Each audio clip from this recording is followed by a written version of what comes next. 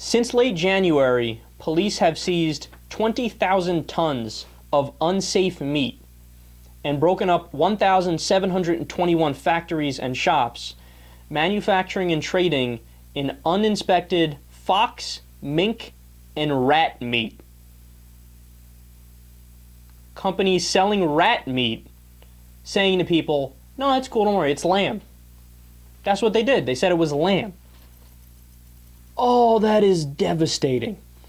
Not only that, not only are they misrepresenting what meat it is, this isn't like the horse meat scandal where people are eating horse meat and they're just kind of weirded out by it because they like to think of horses as a animal you don't eat. There's no health problems with actually eating horse, right? There are health problems with eating rat. And on top of that, to try to counteract that, these companies were pumping the meat full of illegal preservatives and toxins. In fact, there were mass illnesses caused by the contaminated meat in 2011. There's a number of people who died. Listen to this quote from the article. It says it all. Despite recent efforts to crack down on counterfeit meat, the black market has flourished in the absence of effective regulation. So, why am I bringing you this story? Because there's a larger point to be made. It's not just to gross you out and make you feel disgusting.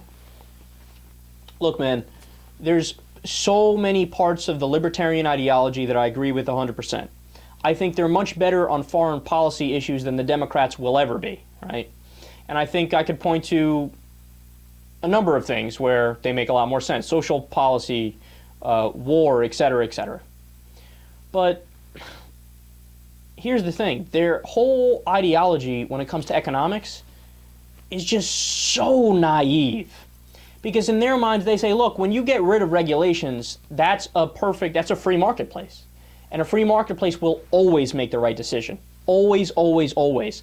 Why? Because the people are going to respond to the market demands, and if somebody makes a bad product, well, they'll go out of business, so guess what? It works, right? Now, here's the problem with that. It might take time for the business to go out. Furthermore, in the meanwhile, people might get sick from whatever product the business is selling. On top of that, they completely disregard an entire economic factor known as externalities, which is just basically the unintended consequences of a free marketplace. The classic example is when GE was pumping chemicals into the Hudson River because it costs money to take those chemicals and move them to a place where you can dispose of them safely. So they're located on the Hudson River. Why not just dump it in there, right? That's a free marketplace. Are businesses, basically the question is this, is it ever possible for a business to ever want to cut corners to maybe save an extra buck?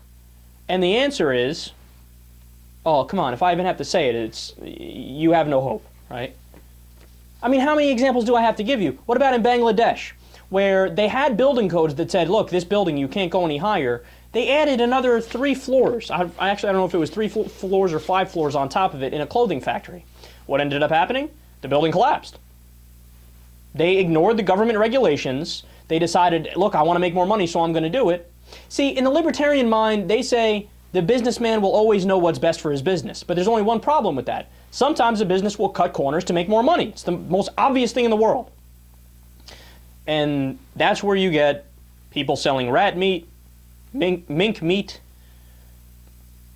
fox meat, pumping it full of unsanitary chemicals and toxins that make people sick.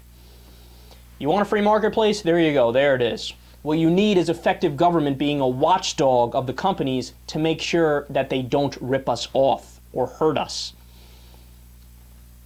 For me to have to come out here in 2013 and argue for basic regulation of the marketplace is rather sad.